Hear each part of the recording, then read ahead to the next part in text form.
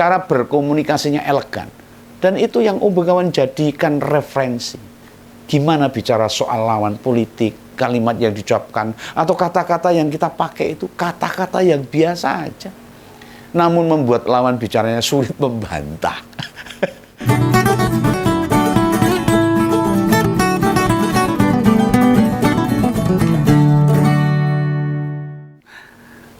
Beberapa hari Om Begawan tindak ngupas tentang pilkada ini. Nggak nyinggung masalah para calon di beberapa provinsi. Tapi yang biasanya kita singgung, kita kupas ya yang paling bagus, paling menarik itu ya Jawa Tengah sama DKI, Jabar, Jawa Timur. Nah sekarang ini saya mau memberikan kabar tentang Mas Pramono dan Bang Dul Rano Karno dalam pertarungan di Pilkada DKI. Jadi begini ceritanya. Bagi para pendukung Mas Pram sama Bang Dul di DKI, ini ada kabar baru. Sebuah keuntungan ini.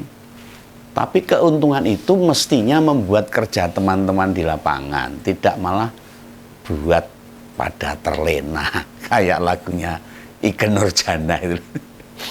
Malah rada nyantai karena sudah dapat keuntungan, melemah apalagi berhenti buat narik dukungan pemilih. Nah soalnya coblosan pilkada itu kan berlangsung akhir November, 27 lah tepatnya, tanggal 27 November. Masih ada 30 hari lebih. Nah informasi yang tak sampaikan ini membuat teman-teman di Jakarta dadi ongkang-ongkang, males, wah ya bakal jadi bumerang atau senjata makan tuan, tembak Rono kena sendiri. Nah dengan posisi diuntungkan oleh perkembangan politik terbaru, ini membuat lawan Ridwan Kamil dan Suswono itu bingung mencari terobosan baru buat meningkatkan dukungan mereka. Wah, pusing 7 keliling. Lah apa sebenarnya keuntungan yang lumayan signifikan untuk Mas Pram dan Bang Dul ini? Untuk kemarin pas pelantikan kabinet hari Senin itu loh, ngompers lihat nggak itu Pak Ahmad Riza Patria yang ikut dilantik sebagai Wakil Menteri Desa dan Pembangunan Desa Tertinggal. Dia itu mendampingi Pak Yandri Susanto, menteri berasal dari PAN. Sing lagi wae kejeglong kepleset, melakukan tindakan konyol ramutu itu loh. Lah wong anake acara haul ibundanya, undangannya pakai Kementerian PDT. Kan ya remuk. Salah besar. Bukan itu yang mau tak kupas. Kemarin sudah lah. Melainkan apa hubungannya jabatan Pak Riza sama Pilgub DKI. Lah kan kita tahu toh. Ketua tim suksesnya Kang Emil dan Pak Suswono itu kan ya Pak Riza itu. Apa Pak Prabowo nggak tahu? Ya pasti tahu. Wong Kang Emil bolak-balik nyebut bahwa dia itu dekat sama Presiden. Kang Emil itu dekat sama Presiden Prabowo. Lah nek wis ngene itu siapa yang memikirkan kampanye pasangan Ridho itu? Ridwan Suswono itu. Lah ketua tim kampanye itu posisinya strategis loh. Punya faktor tinggi pada kemenangan kandidat yang dia jagokan. Apalagi Pak Riza itu emang ngerti bener Jakarta. Termasuk peta politiknya dia paham. Yang pasti nih, dia punya pengalaman ngejalani pemilihan di Jakarta. Waktu berpasangan sama Pak Anies. Selain bekas wakil gubernur DKI, lalu punya jabatan ketua DPD Gerindra Jakarta, Pak Riza ini juga putra kiai besar. Salah satu tokoh MUI yaitu Kiai Haji Amidan. Nah latar belakangnya itu dari yang tak pikirkan ini. Nah terus dipasrai memenangkan mantan gubernur Jawa Barat itu. Jadi ya wis bener. Lah kok di tengah proses kampanyenya malah mendapatkan jabatan baru sebagai wali menteri.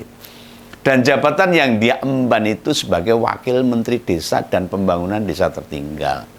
Lah wira bukan bidangnya tuh jane. Wong Jakarta kok dipasrai isu desa itu lah mumet. Ya memang masih ada desa di Jakarta.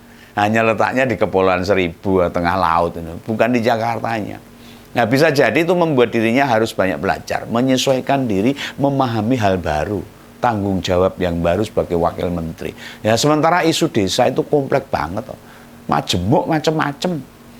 Mulai dari soal dana desa, desa adat, hak ulayat desa, desa pedalaman, desa di pelosok, dan lain-lainnya lah. Desa tertinggal. Pak Risa mesti menyediakan waktu terpisah agar dalam pekerjaan dirinya harus menunjukkan diri memang mampu sebagai tim pemenangan dengan jabatan yang baru sebagai wakil menteri. Nah, kondisi berbeda saat jadi wakil gubernurnya Pak Anies waktu itu. Oh, seperti Losdal, orang nganggo rem gas tok, tidak terbebani. Ibarat kata itu ngurus kampungnya dewe, ya hafal banget dan mudeng. Nah, nek wis butuh waktu buat mendalami itu desa, lantas kapan ngurus pemenangannya Pak Ridwan Kamil? Ini tak prediksi loh, mungkin sekarang ini Kang Emil lagi ngremeng, ngedumel, ngomel-ngomel lah, atau muni-muni. Dikasih ketua tim sukses awalnya seneng gitu. Wih, sekarang dapat posisi wakil menteri ya, nyambut gawe ini kapan? Ya kan makin berat tuh nyari suara atau nambah dukungan ke Kang Emil di Jakarta. Loh, belum lagi loh, minggu ini meh acara debat calon gubernur kedua Kang Emil sama Pak Suswono. Ya kudu persiapan yang dipersiapkan apa sebagai ketua tim pemenangan. Padahal gaweane numpuk tuh. Wis untuk kantor apa urung ini? Wakil menteri. Lah genah no. Hasil debat pertama kan ya leading atau respon positifnya tinggi. Mas Pram sama Bang Dul. Iso ngepot calon yang lain. Nah wis ngono dalam 2 minggu terakhir banyak komunitas malah mendeklarasikan dukungan untuk Mas Pram dan Bang Dul loh. Wah, kayak tenan. Baik komunitas, baik lembaga. Walah, okah banget tuh. Nah akhirnya itu makin suram ini. Pasangan Ridho ini makin kebingungan. Oh iya, salah satu komunitas yang baru saya mendapat merapat ke mereka itu ke Mas Pram dan Bang Dul itu yaitu masyarakat perantauan Jawa di Jakarta. Anak wong Wonogiri, Solo, Klaten, Sukoharjo. Ya padahal sebelumnya wis delitir dukungannya baris tuh. Ya supir budget, travel ojol. Ada bakul bakso, sate dari Jawa. Bahkan alumni ITB, UGM, UI, Forkabi, Forum Betawi Rempuk, komunitas PKU semuanya merapat ke Bang Rano Karno dan Mas Pram. Ada juga komunitas warteg. Dan yang paling banyak itu anak Abah. Anak Abah itu pendukungnya Mas Anies itu. Oh, sakit banget itu. Angel dilawan. Nah, saking banyaknya dukungan, survei elektabilitasnya ya otomatis bleng, naik, munggah, bertambah secara signifikan kaya Gatotkaca mabur, wus kan dhuwur. Lah saya ingat Om Begawan loh, yang saya pantau itu 10 hari yang lalu tuh Mas Pram Bang Rano tuh masih kisaran 36%. Loh minggu ini sudah naik menjadi 41,6%. Orang hebat. Lah kondisi ini malah berkebalikan sama kandidat yang diusung Kim plus Bang Ridho. Yang sebelumnya ada di kisaran 40% ya turun jadi 30-an%. Jatuh nih. Nah, wes ngono pemberitaan Kang Emil sekitar semingguan ini ya kalah jauh. Setidaknya di media mainstream lah. Dia kayak nggak banyak aktivitas. Ya beda lah sama Bang Rano Karno, memang hidupnya di media, bintang film, neng TV, film-film zaman 70-an diangkat lagi. Ada Cita-Cita dari SMA, Pindah Taman Hati itu diangkat tuh filmnya Bang Rano itu, sehingga masyarakat semakin mencintai Bang Rano. Lah beda dengan Ridwan Kamil, dia kayak nggak banyak aktivitas. Lah apa memang sengaja calling down? Clarence lah, rehat. Mungkin bisa jadi sedang mengevaluasi apa yang sudah dilakukan selama ini. Wes bener apa urung ini? Ditinggal ketua tim pemenangannya jadi wakil menteri, tambah bingung. Dan gimana respon baliknya? Secara umum pertarungan di politik itu tidak sederhana loh, tidak semudah yang kita lihat loh. Ora kasat mata. Nah dari pengalaman saya dewi yang pernah ada di partai, bertahun-tahun saya di partai, ya, pokoknya eneng lah partai ini rasa tak sebut gitu. Itu mesti kudu longgar tenanan. punya waktu, ada kemauan, ada kemampuan. Nah, urusan pemilu saja kepeh kaya ngono. Apalagi Pilgub DKI. Nah, perlu jangan sampai tidur kalau untuk menang. Semua waktu digunakan dengan baik. Jangan sampai terlena. Ning apa ya mungkin ra turu ya pasti turu. Obah terus ya butuh ragat. Jer Basuki mawa beo, tahu nggak? Segala sesuatu yang kita lakukan tuh butuh biaya, butuh tenaga. Harus cemepak materi ini. Nek urung enek ora usah mlaku, ndak kedusang-dusang. Nek mung modal omong tok, modal mulut tok, ya capek ini bibir. Tambah berat lagi nih. Lawan Kang Emil ini, Mas Pram ini loh, yang dari aspek pengalaman maupun pengetahuan politik. Walah, seambrek-ambrek itu. Mas Pram bahkan berani bilang, gak butuh ganti panggilan dari Mas Kebang kok. Gak perlu ngaku-ngaku masih keturunan Betawi atau merasa dia bukan orang baru di Jakarta. Enggak. Dia orang Jawa yang tinggal lama di Jakarta. Makanya wong Jawa semuanya dukung Pak Mas Pram dan Rano Karno. Bayangkan di Jakarta tuh orang Jawa oke banget. Saudara saya di Jakarta wakil itu saudaranya Om Begawan. Nah, faktanya memang beliau sudah lama tinggal di Jakarta. Dan pernah jadi sekjen PDIP barang. Nah, yang harus kita contoh dari pasangan Rano Karno ini adalah cara bekerjanya itu profesional. Cara berpikirnya juga luas, cerdas, dan mengeksplor gagasan. Nah, tapi ya menghargai lawan politiknya.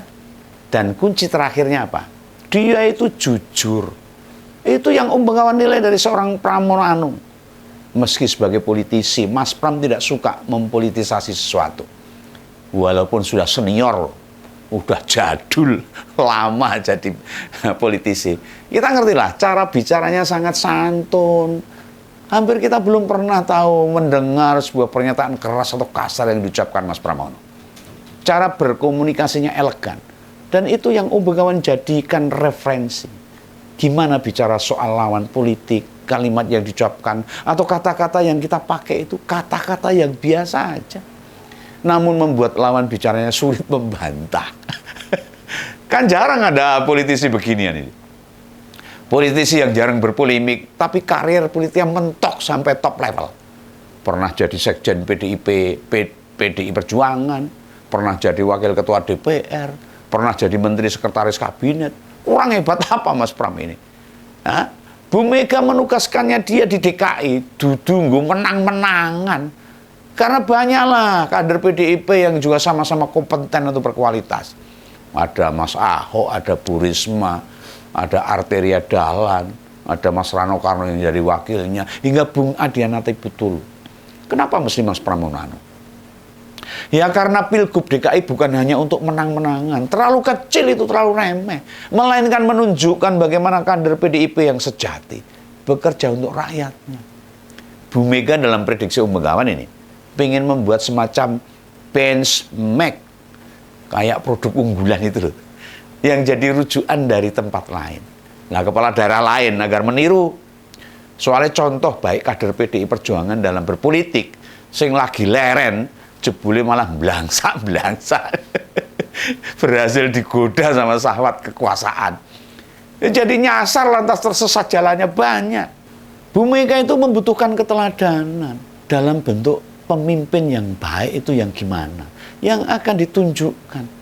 Selain Mas Pram dan Bang Dul di Jakarta, ada juga Bang Andika sama Mas Hendi di Jawa Tengah. Ada Bu Risma sama Gus Han di Jawa Timur. Lalu ada Mbak Airin sama Kang Ade Sumardi di Banten. Dan masih banyak lagi. Mereka ini bentuk keseriusan PDIP. Mendedikasikan demokrasi. Memperbaiki kesejahteraan rakyat. Membenahi hal-hal yang banyak rusak. Tentang demokrasi, tentang konstitusi. Nah, di internal PDI Perjuangan, gerbong-gerbong politik lagi digerakkan, dijalankan, agar muncul kader-kader baru yang istimewa. Lah monggo, nanti saatnya kita gunakan hak pilih, agar memperoleh pemimpin yang berkualitas dan dapat mensejahterakan rakyat. Tunggu coblos nanti di tanggal 27 November bulan depan. Salam kawan, salam ngumpul. Dadah.